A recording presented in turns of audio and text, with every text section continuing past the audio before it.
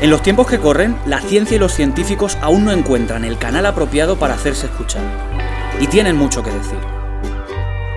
Bienvenidos a la playa de la ciencia, donde los artífices del progreso en nuestro país al fin cobran voz. Esto es Science Beach.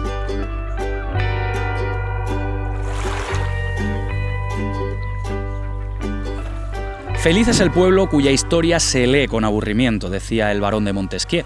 Y a divertirnos hemos venido con nuestra invitada de hoy, la historiadora, investigadora y divulgadora Alejandra Izquierdo Perales.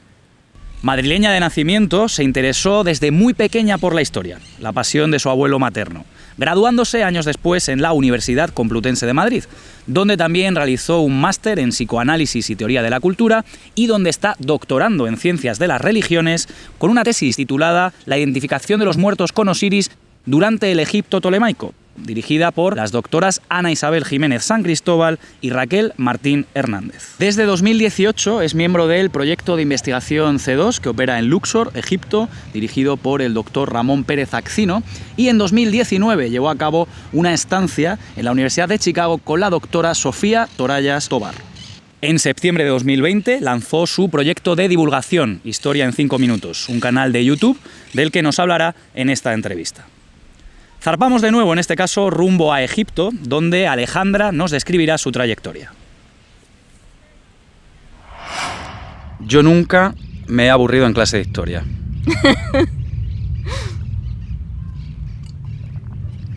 ¿Bebiste, eh? Sí, sí. No decimos el profesor. No. Vale. Yo nunca me he hecho un tatuaje del que me arrepiento un poquito. Es que un poquito. Bueno, que me arrepiento. Vale, un poquito. Pero no del todo. Claro. Tú también, ¿eh? Estamos muy vestidos, no podemos enseñarlo. Claro. Vale. Pues nada, hemos roto el hielo en esta mañana soleada. Estamos con nuestra invitada de hoy, Alejandra Izquierdo Perales. Muchas gracias por aceptar por esta invitación a la Playa de la Ciencia. Tenemos muchas ganas de hablar contigo, de que nos cuentes. Habíamos mencionado el título de tu tesis en la introducción y nos gustaría empezar por ahí. No sé muy bien en qué te centras, cuáles son tus estudios y esa repercusión, esa identificación de los muertos con Osiris en el Egipto tolemaico. Si lo he dicho de carrera y bien. Sí, lo has dicho perfectamente.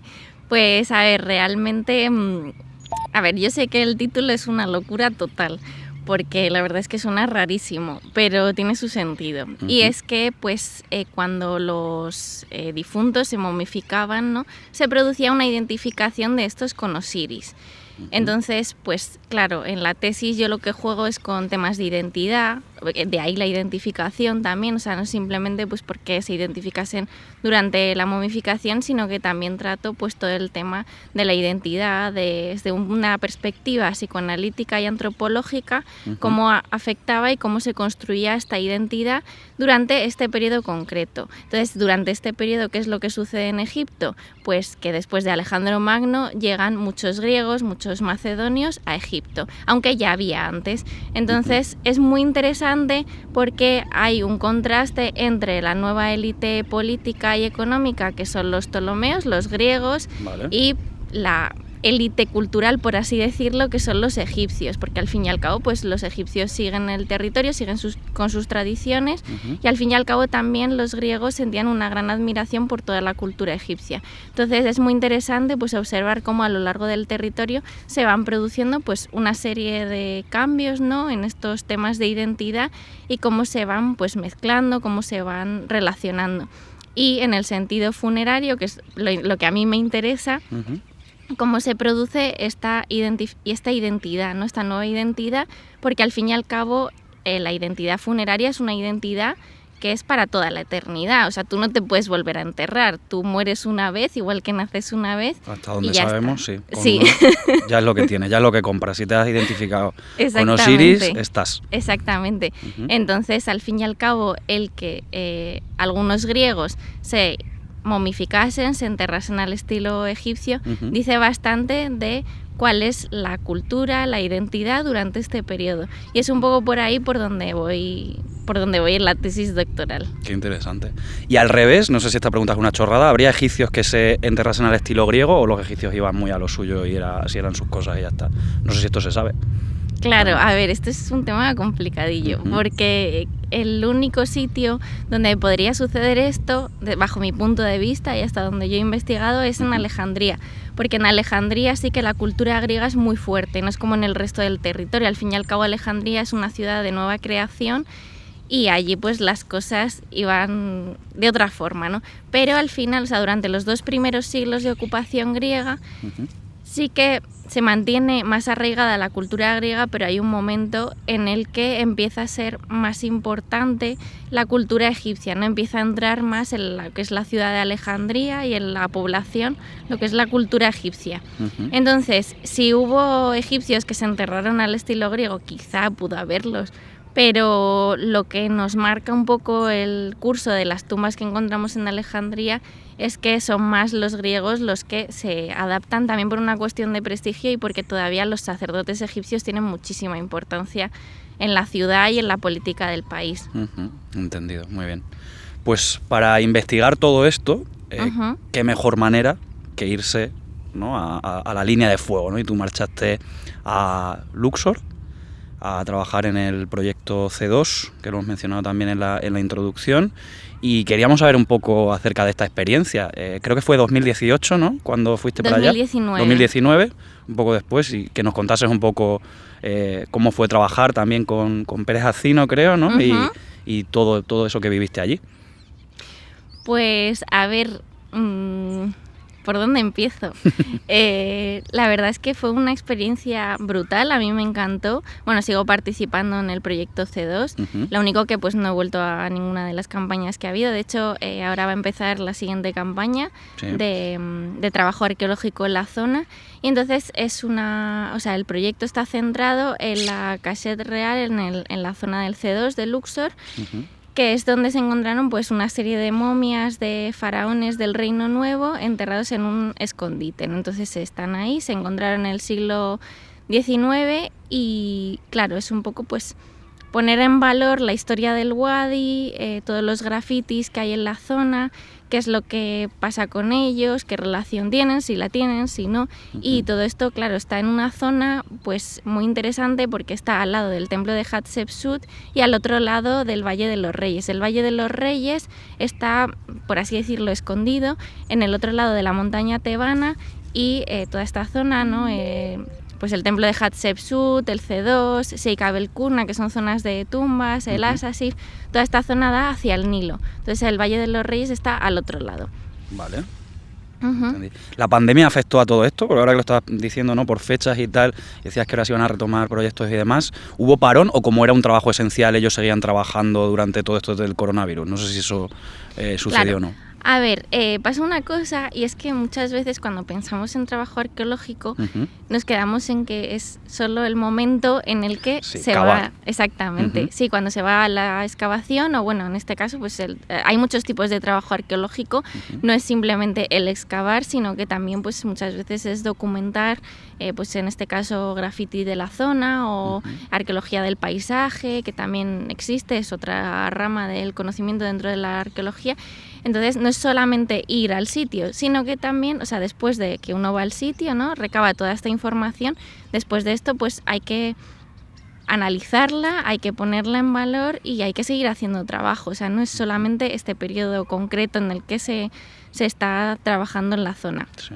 Entonces, en este sentido sí que ha continuado el trabajo. Sí. De hecho, el año pasado hubo campaña allí y hubo algunos valientes del proyecto que se marcharon allí a seguir trabajando en la zona, pero sí que obviamente ha afectado, porque gran parte de las excavaciones que hay pues en Egipto, bueno, y seguramente pues en España también, tienen financiación privada, o sea, no solo pública, bueno, sí la tienen, y al final pues la financiación privada pues afecta todo esto y es inevitable, o sea, al fin y al cabo, o sea, el coronavirus ha generado también una crisis económica que pues ha afectado a todos estos proyectos de excavación. Sí, limita, complica las cosas. Que me llamaba la atención que utilizabas la palabra graffiti, veo que se utiliza también, o sea, no solo para lo que se hace con sprays en los vagones de la Renfe, sino que también graffiti es un término que se utiliza también para todo lo que tenga que ver, supongo, con cosas que encuentras en paredes, ¿no? Restos arqueológicos en paredes o representaciones pictóricas que luego puedas estudiar e investigar, ¿no? Sí, de hecho, en Luxor, por ejemplo, o sea, vas al templo de Luxor o a Karnak, o incluso en el templo de Deir el Medina, en tumbas del Valle de los Reyes también. Es muy interesante porque hay grafitis de época griega, porque a los griegos les dio, pues durante época tolemaica, por irse a Luxor, bueno, a la antigua Tebas, visitar pues los monumentos y bueno, todas las zonas, ¿no?, que actualmente se consideran arqueológicas, pero claro, en su momento eran pues tumbas de antiguos faraones, antiguos templos o templos que incluso seguían en uso. Iban, los visitaban y dejaban ahí su graffiti. Querían pues dejar. Igual que hoy en día, fulanito de tal que he estado aquí, oye, recordadme que yo he estado aquí, que esto es importante. Y bueno, y luego también esto sigue hasta el siglo XIX, un montón de viajeros del siglo XIX que visitan todos estos monumentos dejaron ahí pues la fecha y cosas de estas que ahora mismo lo vemos y dices, madre mía, pero bueno, sí, ahí están. Como en la puerta de los baños, ¿no? Sí, igual. Bien. Pues luego viajaste. A lo mejor me leo con fechas, sí, primero fue Luxor, luego te fuiste a Chicago, Sí, ¿no? De hecho fue muy gracioso porque yo estaba pendiente, o sea, a Chicago me fui con una beca de movilidad Erasmus, con países asociados, aplicable a doctorado. Entonces estábamos justo en el ferry cruzando el Nilo y me metí a ver si había salido ya la resolución para la beca para irme a Chicago. ¿Te enteraste en el Nilo de que te ibas a Chicago? Joder, ahí. Eso por en la biografía. Sí, y yo ahí, me dio un subidón, vamos, fue estupendo, sí. Genial. Fue muy buen año. ¿Qué tal por allí? Estuviste con la doctora Sofía Torallas Tobar. Sí, pues a ver, en Chicago, la verdad, tiene sus blancos y sus negros, o sea, es un gris. Yo era muy consciente, o sea, me fui siendo muy consciente de que era algo muy importante para mí, quería disfrutarlo, quería apreciarlo en su totalidad, porque no sabía cuándo me iba a poder volver a ir de movilidad, y no solo eso, sino porque Chicago es uno de los centros más importantes a nivel mundial para estudiar egiptología. O sea, si no es el más importante, tiene el Oriental Institute, que es muy reconocido a nivel mundial, y sabía que me iba a un sitio muy muy bueno, a una de las mejores universidades, y yo me iba diciendo, bueno, Alejandra, esto lo tienes que aprovechar a tope, sí, porque yo no sé cuándo me voy a volver a ver una de estas. Y la verdad es que me fui muy consciente sabiendo esto, ¿no? Claro, a ver, voy a hablar primero de lo académico, ¿no? O sea, lo académico es una pasada, porque hay, o sea, la Universidad de Chicago tiene 4 millones de libros. Joder, claro. Ya, una burrada. Entonces, no solo eso, sino que tienes recursos online para dar, tomar, aburrirte. Y fueron casi 4 meses que yo avancé muchísimo con la tesis, muchísimo. ¿Pero por qué? Porque es que yo necesitaba cualquier cosa, iba a la biblioteca, eso sí, te perdías en la biblioteca. Entraba y cualquier cosa que yo necesitase la tenía. Entonces me agilizó muchísimo el proceso de investigación, porque es que tenía todos los recursos que quisiese, todo lo que me apeteciese lo tenía ahí. Así como artículos que muchas veces aquí pues tienes que ir a préstamo interbibliotecario, desde préstamo interbibliotecario te lo piden, a las 2 semanas o el mes o a la semana si tienes suerte te lo mandan. Y claro, hasta que te llega el artículo o el libro que necesitas, que lo has pedido, pues tarda tiempo, y hay muchas veces que da mucha rabia, porque a lo mejor ves que está citado por un autor, X bibliografía, la pides, te llega, y de repente te encuentras que es que te sirven 2 líneas. Y dices, todo este tiempo esperando ahí, y luego resulta que nada. Y ahí lo tenías de forma instantánea, ¿no? En el momento. Que, además, es muy curioso lo que dices, porque ya ha pasado por la playa gente, investigadores más de ciencias experimentales, que han estado en Estados Unidos, en Norteamérica. Y se ven esas diferencias, ¿no? Claro, aquí tenemos recursos sin límites y podemos hacer todos los experimentos. Y dice, aquí lo mismo, ¿no? Es decir, tengo recursos sin límites para investigar, para encontrar libros, para no tener que esperar. O sea, que sí que se hace evidente ese salto de posibilidades fuera de España, en este caso en Norteamérica, ¿no? Sí, sí. Y luego aparte el ambiente también es diferente porque pues eso, había pues muchos profesores de egiptología, o sea que aquí hay profesores de egiptología también, hay egiptólogos pues que hay que ponerles en valor también, o sea, hay que quererles muchísimo, o sea, no estoy diciendo nada en contra de la egiptología española, pero sí que es verdad que en Chicago hay muchos especialistas de mi periodo. Entonces, pues por ejemplo, Brian Muse, que estuve yendo a clases suyas de jeroglífico, entonces al final te encuentras eso con personas afines a tu periodo concreto y es muy satisfactorio también.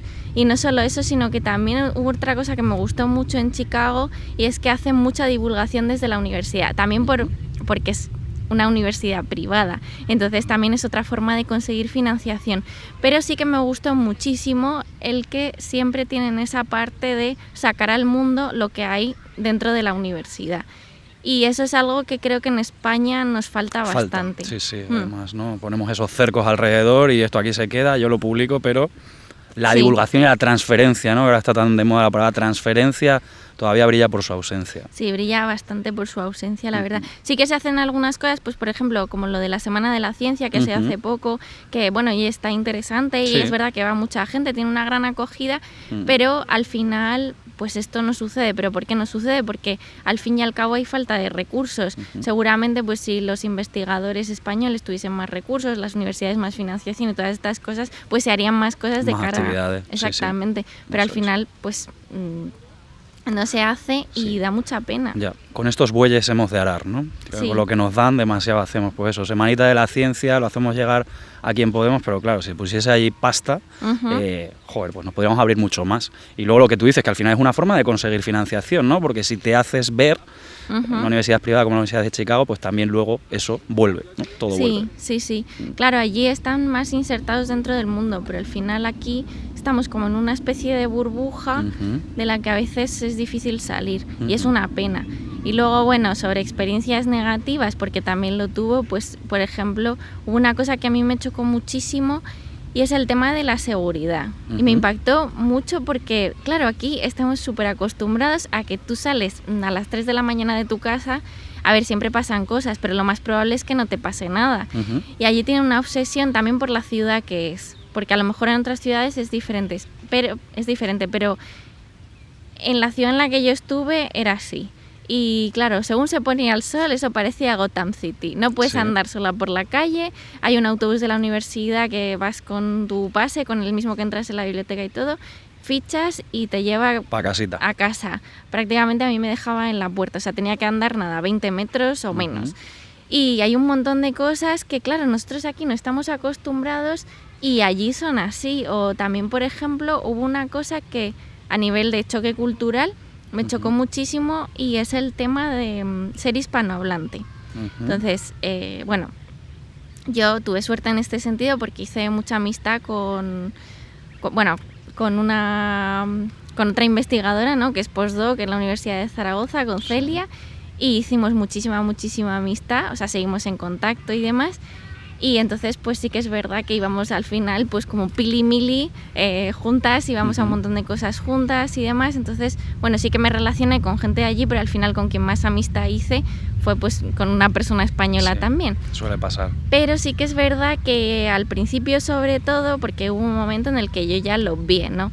Pero al principio, sobre todo, el hecho de ser hispanohablante es como que te miran mal. Bueno, pero al margen de esto y de cosas estas, de anécdotas de la calle, la verdad es que, o sea, sí que lo echo de menos. De hecho, una conocida mía, pues, una compañera del colegio, se ha ido ahora a Chicago, que justo coincidimos allí también. Ella estaba de au pair. Y justo hablamos estos días y tal, y digo, joder, tal, disfrútalo un montón porque yo a veces lo echo de menos, o sea, que pese a todo, a todos los contras, realmente fue un momento... Experiencia positiva. Sí, fue un momento muy feliz de mi vida y lo echo de menos a veces. Aunque hacía un frío horrible, nunca he sentido tanto frío en mi vida, ni con Filomena. Pues sí, bueno, esas experiencias, ¿no? Que al final el balance es positivo, pero que tiene sus cositas que aquí no te das cuenta y no las valoras, pero dices, joder, pues eso, el poder salir por la noche tranquila o el calorcito, pues mira, ahí estaba, ¿no? Que has mencionado en preguntas anteriores el tema de la financiación, el tema de los recursos, y recuerdo que hemos hablado fuera de micro que tú para hacer la tesis, la financiación la recibes porque tú tienes un trabajo aparte, pero que no has tenido la suerte de recibir una beca, una ayuda y tal. Y lo hablamos y decía, joder, es que en humanidades la cosa está bastante complicada. No sé si querías hacer algún comentario al respecto. Bueno, a ver si... Espero no decir nada políticamente Si no te metes en jardines. Sí, a ver si no me meto en ningún berenjenal. A ver, sí, o sea, yo al principio de la tesis, pues obviamente yo pues eché para todo tipo de becas, o sea, recé a los dioses del Olimpo y también a los egipcios para que por favor me llegase alguna beca. La única beca que conseguí fue pues la de movilidad y la verdad, o sea, es que estoy agradecida porque al menos, oye, pues me salió esa beca, pero sí que es verdad que, claro,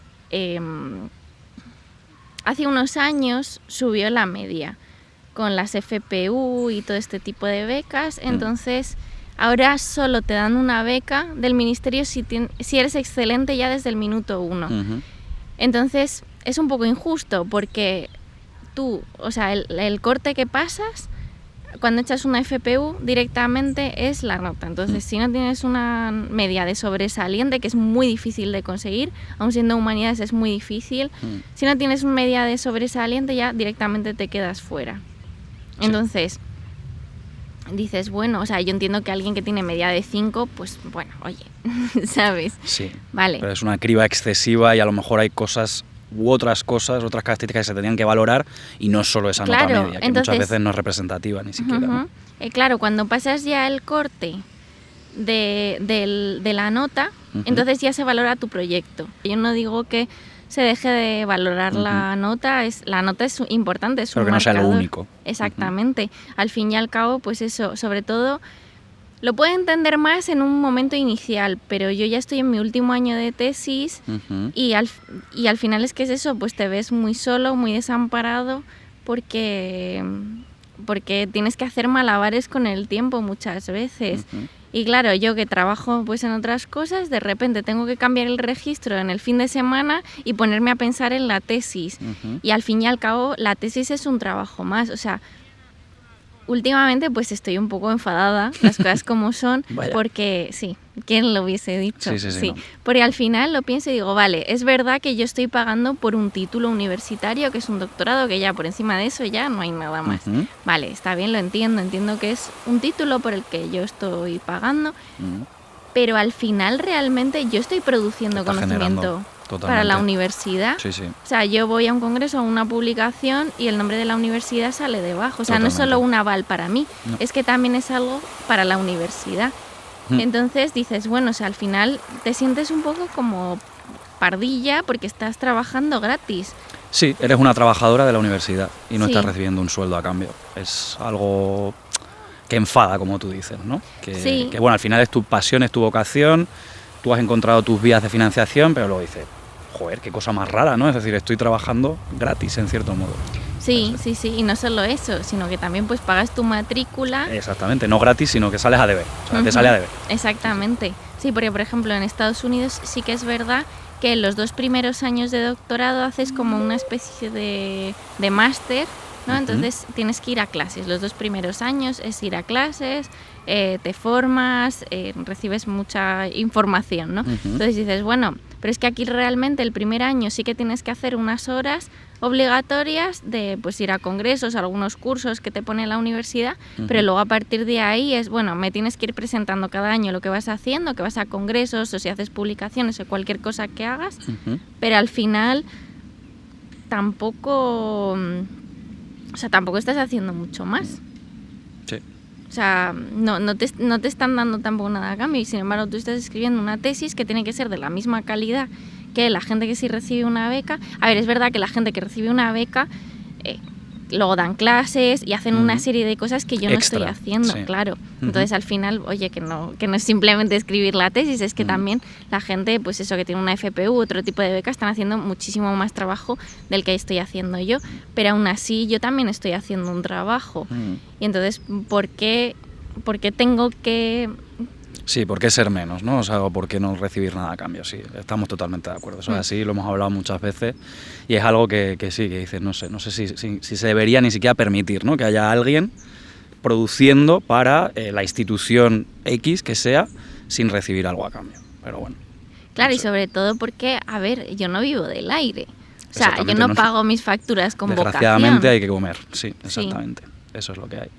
Bueno, pues cerramos un poco la puerta al campo de la investigación, todos estos distintos asuntos que hemos tratado, para abrir la de la divulgación, que ya hemos comentado algo, de la transferencia, etcétera, pero es que tú, además de tu tesis, de tu investigación, hace no mucho, de reciente creación, nació Historia en 5 minutos, tu canal de divulgación en historia, lógicamente. Quería que nos hablases un poco de ello, aunque seguro que muchos de los que nos están viendo lo conocen ya. Eso espero. Y si no, que se suscriban. Eso, que se suscriban. Y que se suscriban también a la Playa de la Ciencia, por cierto, que nunca lo decimos. Ping. Por favor. A ver, pues, claro. A ver, yo creo que un poco la idea de hacer un canal de YouTube o algo de divulgación ya venía desde Chicago, ¿no? Porque sí que es verdad que me gustó muchísimo el papel de divulgación que tienen allí las universidades, me parecía muy interesante. Pero un poco, pues eso estaba en un rincón de mi mente, en... La mosca de la tele. La mosca de la tele aparece siempre. Eso, y entonces estaba en un rincón de mi mente ahí un poco olvidado. Y luego ya pues fue pasando 2020, ¿no? Yo creo que también a lo mejor tuvo que ver pues con el boom este de youtubers que hubo durante el confinamiento, pero bueno, no fue ahí, fue en septiembre de 2020 y todo fue porque yo tuve un sueño. ¡Wow! Un sueño revelador. Literal, o sea, vale. Yo soñé una noche que tenía un canal de YouTube y que yo era muy feliz con ello. Claro, entonces vale. en la antigüedad el papel de los sueños es muy importante. Y no solo eso, sino que también en psicoanálisis, porque a mí me interesa mucho el psicoanálisis y la filosofía. Sí. Tienes un máster, de hecho, sí. relacionado. Y entonces, bueno, el papel de los sueños es muy importante.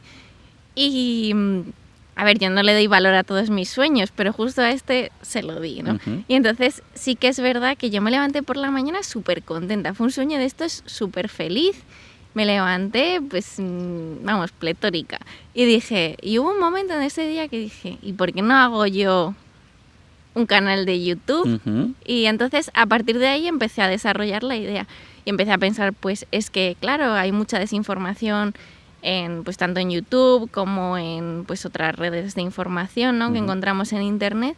Y dije, pues, sería interesante hacer algo en este respecto. También, pues, porque al final llevas muchos años tratando solo un tema y al final yo soy historiadora. Me interesan más cosas de historia que no solo Grecia y Egipto y el Egipto tolemaico en concreto.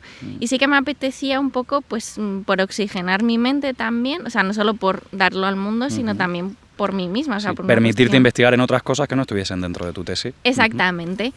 Y bueno, a raíz de ahí empecé a desarrollar la idea y dije, pero es que yo, claro, yo no tengo tanto tiempo para hacer esto. Y entonces pues se me ocurrió esto, lo de Historia en 5 minutos, que no es 5 minutos literal, es ser breve, lo más breve posible. Hay veces que son 5 minutos, hay veces que es un poco más, hay veces que me pongo a hacer el tonto y se me va el tiempo un poco. Y no son 5 minutos lo que tardas en preparártelo, eso supongo que será más tiempo. No. Eso te iba Ojalá a decir, fuesen ojalá fuesen también 5 minutos, ¿no? Pero no es el caso. Ojalá. Sí, no, tardó bastante. Pero sí que es verdad que lo disfruto muchísimo, muchísimo. Me ha hecho recuperar un poco la ilusión, porque el año pasado también con todo el confinamiento y todas estas cosas, pues fue un año difícil para mí anímicamente. Y sí que es verdad que el darlo al mundo y ver que tiene una repercusión en el mundo real lo que yo hago, que le puede resultar útil o entretenido a la gente, ¿no? Que lo está viendo. Y todas estas cosas, pues a mí la verdad es que me satisface un montón y me está generando, o sea, pues eso, mucha satisfacción personal y me lo estoy pasando muy, muy bien. Pues un sueño cumplido, literalmente, desde luego. Sí.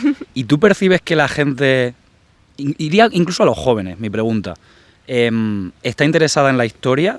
No ya solo en Egipto o en el tema que te toca más de cerca, sino en la historia en general. Siempre es como, pues eso, yo nunca iba un poco por ahí, no, historia, toca historia ahora, ¿no? Siempre hay como eso, en plan de historia. O tienes un muy buen profesor o eres un auténtico apasionado desde pequeño, o parece que es algo que rechazamos. No sé cómo percibes tú el interés de los jóvenes. Por tu canal vemos que hay mucha gente interesada, pero no sé cuál es tu punto de vista. Suspiro. A ver, me hace gracia la pregunta porque realmente yo todavía me considero joven. Me han empezado a salir canas, pero yo todavía me considero... Eres joven, estás siendo entrevistada en un canal para jóvenes científicos, así que el DNI todavía dice eso. Sí, entonces, claro, que si a la gente joven le interesa, pues claro que sí. De todas formas, yo creo que pasa un poco en todas las disciplinas, ¿no? Porque al final también le pasa a la gente de, yo qué sé, biología o, no sé, o de matemáticas. No sé, es que se me ocurren así cosas de otras disciplinas, ¿no?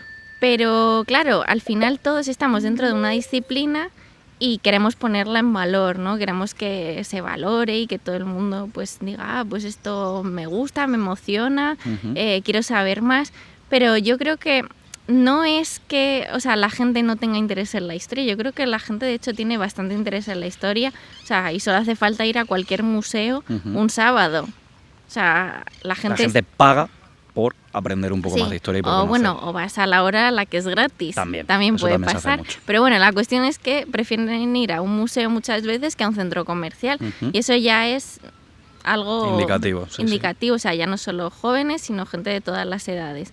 Pero bueno, a lo que yo quería llegar era que es eso, que muchas veces no es que a la gente joven no le interese, sino que hay muchos tipos de gente joven. Entonces, cada uno se interesa por lo que a él más le interesa o a ella más le interesa y lo que más le emociona a esa persona. Y no creo que... O sea, no creo que eso sea algo malo. O sea, al fin y al cabo todas las disciplinas deben desarrollarse. Pero sí que creo que a la gente le sigue interesando la historia y creo que a la gente siempre le va a interesar la historia porque a la gente le gusta escuchar, pues ya sea historias del presente, del pasado, ya sea ficción, ya sea... cosas que han pasado en la realidad. O sea, al fin y al cabo está nuestro mundo lleno de gente que cuenta historias en el cine, en la literatura, en historia también, en un cuadro de un museo, en un montón de sitios. Aquí mismo estamos contando también una historia. Sí, o sea, que el concepto de historia es tan amplio, o sea, no es solo el quesito amarillo del Trivial, por así decirlo, ¿no? Va mucho más allá. Sí. Muy bien. Pues esta temporada estamos haciendo una pregunta a los invitados para que nos ayuden, nosotros ya nos aprovechamos. Queríamos saber, no sé, si hay algún tema que te gustaría que tratásemos o si hay alguien con quien te gustaría que hablásemos. No sé si algo ya, joder, podéis hacer una entrevista sobre esto, que es algo que me llama mucho la atención. No sé si estoy poniendo en un compromiso. Me estás poniendo en un compromiso. Ya lo siento. Totalmente. Sabías a lo que venías.